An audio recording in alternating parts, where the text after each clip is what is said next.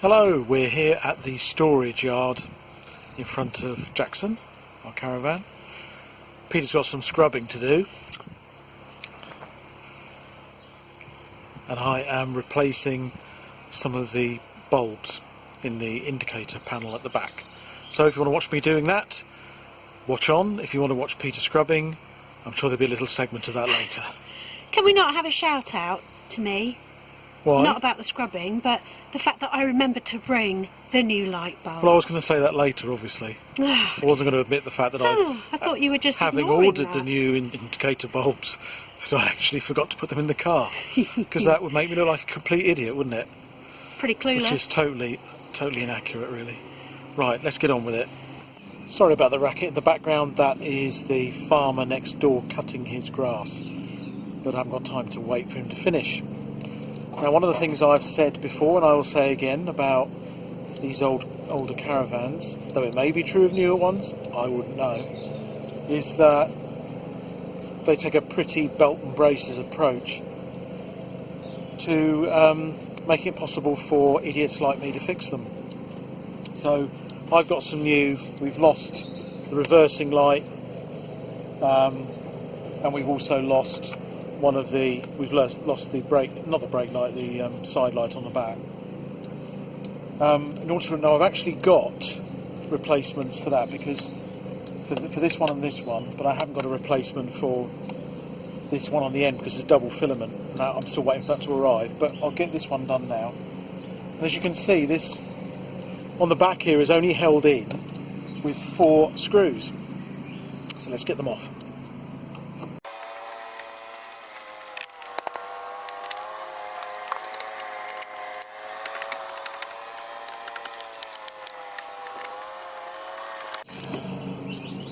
As you can see, it's fairly simple on the back here. This metal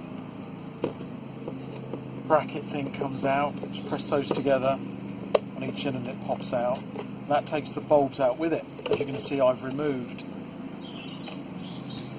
the ones because I needed to find out what they were that were in here, and it turns out they're standard all 12-volt automotive bulbs.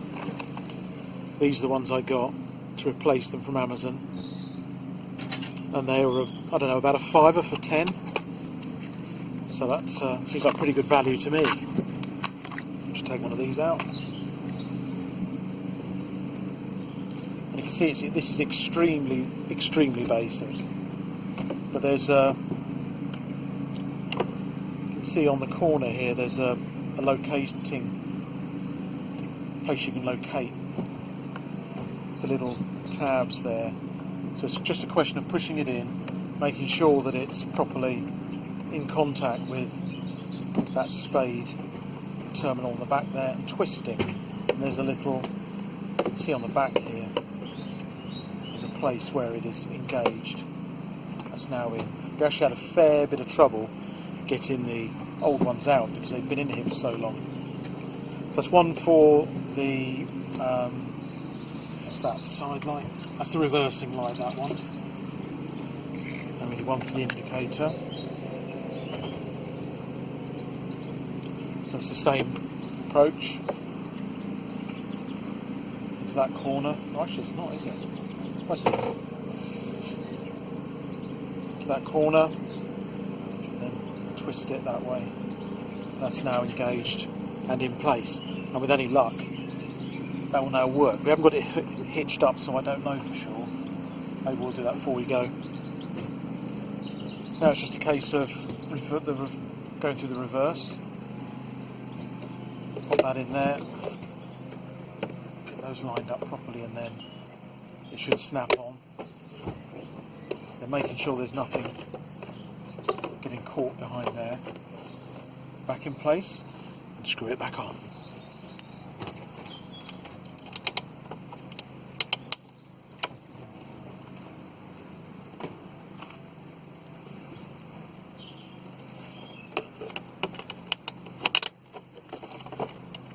I'm being very careful with this actually, because I reckon that if I'm not, that whole thing might crack. that would not be good. You have to get one from a breaker's yard or something.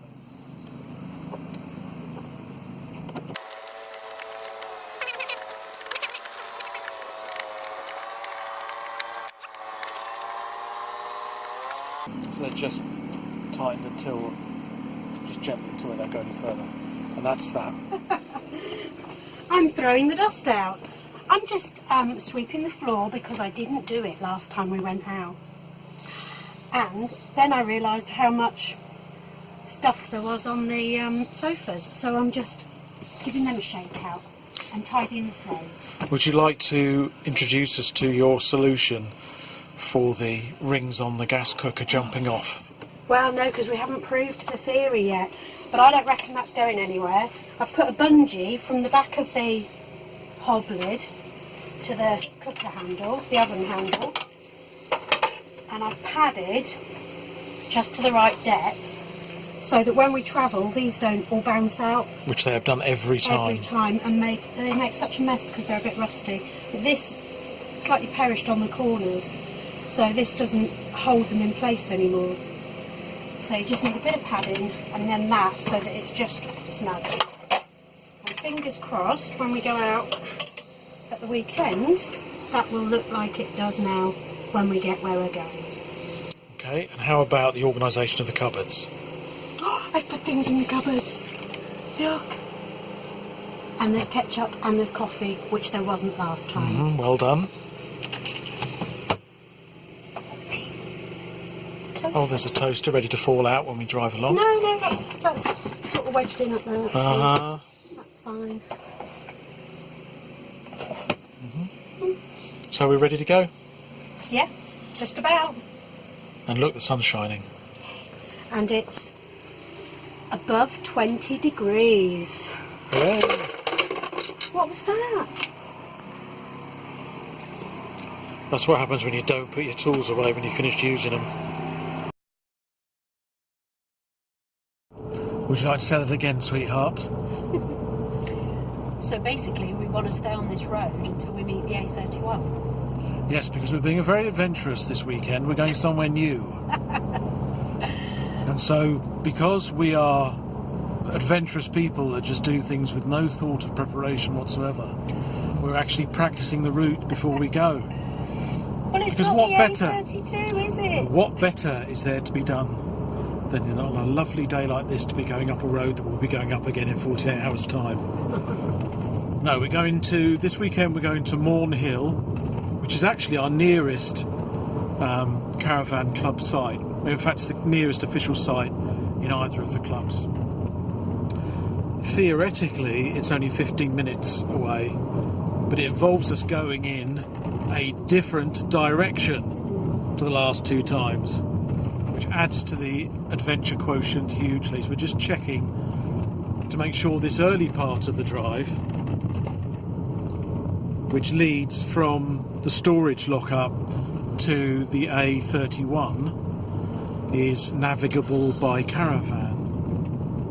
And we've just got distracted by the baby lambs. Oh, it's tiny. As opposed to the grown-up lambs that we eat. So yes, so we're going to try a new one out. We might have gone to Rooksbury again if it had been available, but probably not actually. It's time to try something new.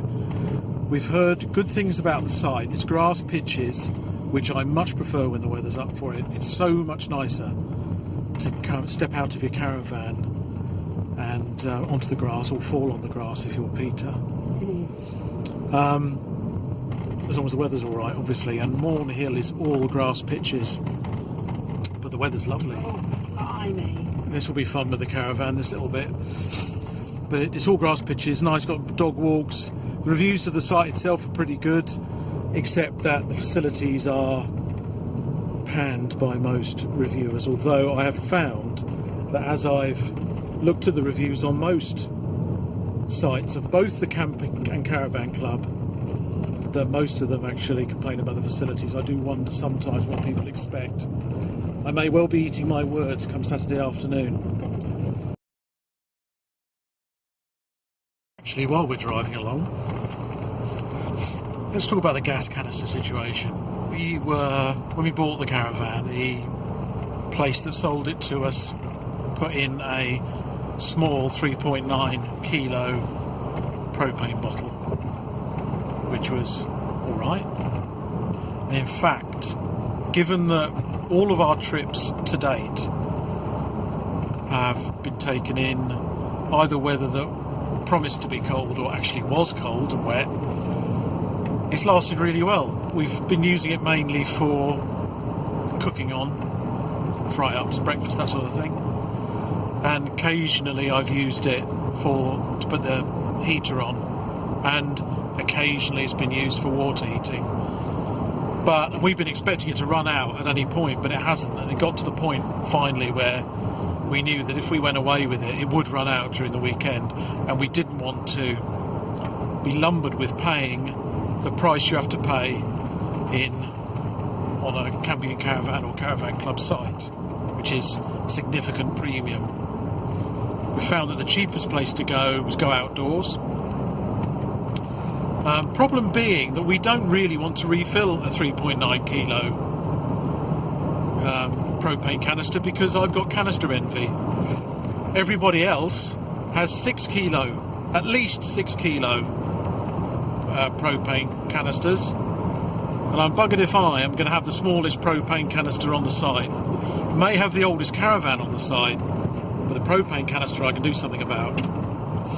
So we investigated getting a 6 kilo one, and experienced caravanners will know this, and in fact anyone that uses gas for their barbecues will know that you don't actually buy a canister, you rent it, you hire it. And not only do you hire it, but you pay an extortionate rate to hire it. So before you can get a canister and then have the honour of filling it with gas for which you pay, you have to buy the canister. Oh, well, no, in fact you don't buy the canister, because buying implies that you own it afterwards.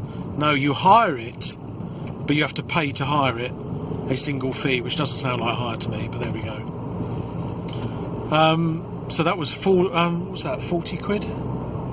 40 quid rental, 40 quid rental, 40 quid for the metal, and then 20 quid, 20-ish quid to put the 6 kilos. Well, they didn't actually put it in because obviously it was filled. So obviously it'll be cheaper next time because we'll just be refilling it, and it is about, I think it's 19.99 at Go Outdoors. But it's lasted us 5 trips. I believe I already said that. Did you? Sorry. Oh dear. I wasn't paying full attention. No. Well, you carry on. Concentrate so on driving. The 6 one could last us a year. I reckon it would last us a whole season, easily. So that's done. It was relatively straightforward to put it in. The fitting twists the opposite way to what you'd expect, because all gas fittings do, for whatever reason. And it had been put on extremely tightly, so it was a bit of an effort to get off. But it's on now, and I look forward to finding out whether that will make any difference to the handling, because it's significantly heavier than what we had in there before. So we shall see.